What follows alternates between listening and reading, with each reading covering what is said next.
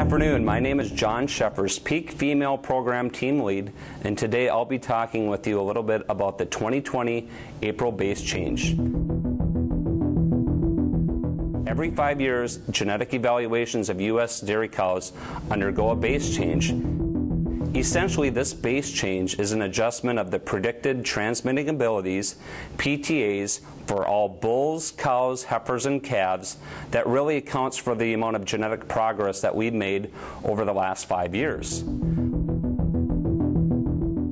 When looking at the April 2020 base change, this will be based on sire-identified cows born in 2015.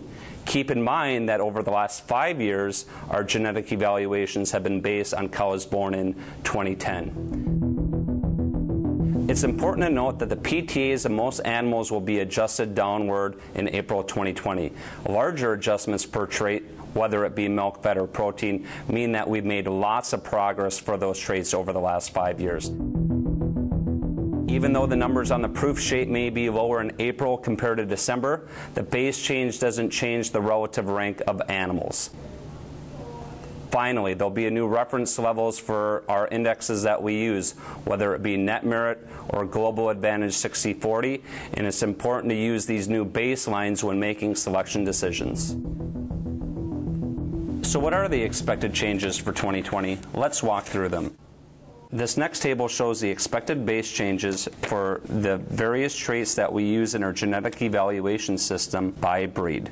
If we look across the first row for Holstein, we can see that we've made record improvements for milk, fat, and protein over the last 5 years. For example, when we look at milk, we can expect the average proof of a bull to drop 500 pounds of milk when comparing his December to his April proof sheet.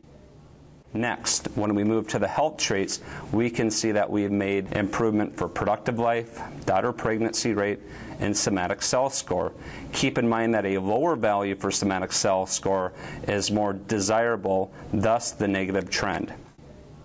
When we move further on this table, we can see that for sire calving ease, we'll expect a 0.4 increase for this trait, meaning that a bull that's 7.6 sire calving ease today will become 8 sire calving ease for the April evaluation.